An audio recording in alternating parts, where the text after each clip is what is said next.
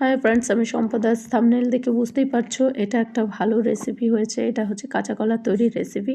তো এই রেসিপিটি তৈরি করতে কি কি করছি দেখতে থাকো। তো প্রথমে আমি 3টে সিটি দিয়ে নিচ্ছি এই কাঁচা কলার সিটি দেওয়ার পর এমন অবস্থায় পৌঁছেছে।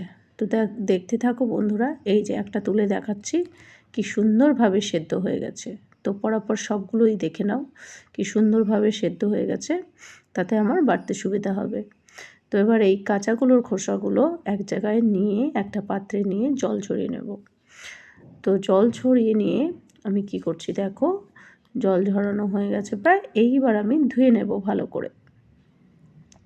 করে ধুয়ে নিয়ে আবারও জল ঝরিয়ে ফ্রেশভাবে তোমাদের দেখাচ্ছি। দেখো কি সুন্দর হয়েছে। তো এবার এটা আমি বাড়তে যাচ্ছি। নিয়ে নিয়েছি লং, দারচিনি, লঙ্কা আর কাঁচা কলার খোসা। লং আর দারচিনি নিয়েছি যাতে গন্ধটা বেরিয়ে যায় কাঁচা কলার খোসা থেকে। তো এবার দেখো শিলে বাটছি, বেটে নিয়ে এটা আমি উঠিয়ে নিচ্ছি। উঠিয়ে নিয়ে এবার কী উপকরণ লাগবে, নুন, মাছের তেল এবং সর্ষে বাটা। তো আমি নিয়ে নিচ্ছি প্রথমে তেল। তো তেল নেওয়ার পর এর মধ্যে কড়াইটা গরম হয়ে গেলে আমি দিয়ে দেব মাছের তেল। তো দেখতে থাকো, এই যে মাছের তেল দিলাম, দিয়ে এবার এটাকে বেশ ভালো করে ভাজবো। জানো বন্ধুরা, এই খাবারটা খেতে সেম কচু শাক ইলিশ মাছ দিয়ে রান্না করলে যে ফ্লেভারটা আসে, সেম সেই ফ্লেভারটাই আসে। আর সঙ্গে যদি থাকে টমেটো, তো আমি এটা বেশ ভালো করে ভেজে নিচ্ছি। যখন ব্রাউন কালার হয়ে আসছে দেখো, যখন খুব দারুণ ব্রাউন কালার হয়ে আসবে, তাতে আমি অ্যাড করে দেব নুন। তো এই যে বেশ ভালো করে লবণ হয়ে এসছে, লবণ বলছি কষে গেছে, ব্রাউন কালার হয়ে এসছে। এবার আমি দিয়ে দেব সর্ষে বাটা। এটার মধ্যে আগে থেকে হলুদ গুলিয়ে রেখেছিলাম, সর্ষে আর হলুদ। তো সর্ষে হলুদ দিয়ে বেশ ভালো করে কষিয়ে নিচ্ছি।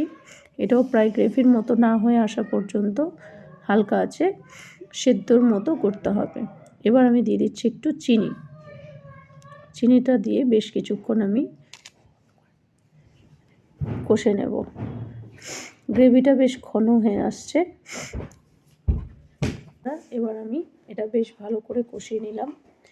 তো এইবার আমি অ্যাড করে নেব ওই কাঁচা কলার খোসা বাটাটা। এই যে কাঁচা কলার খোসা বাটাটা আমি অ্যাড করে নিচ্ছি। এটা দিয়ে বেশ কিছুক্ষণ কষিয়ে নেব। দেখতে থাকো, আমার কাঁচা কলাটা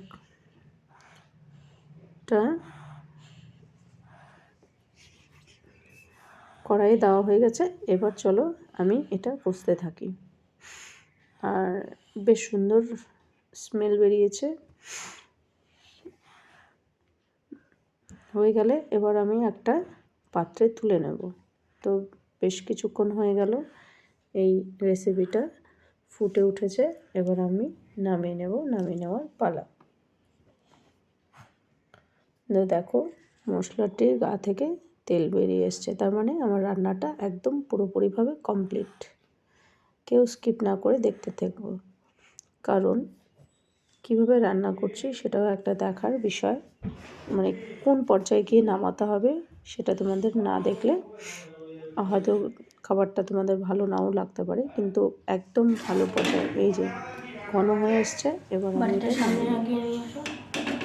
এই যে একটা পাত্রে তুলে নিলাম। এবার এটা আমি গার্নিশ করব টমেটো আর পেঁয়াজ দিয়ে। আমি এটা নামিয়ে নিয়েছি, এবার গার্নিশ করছি।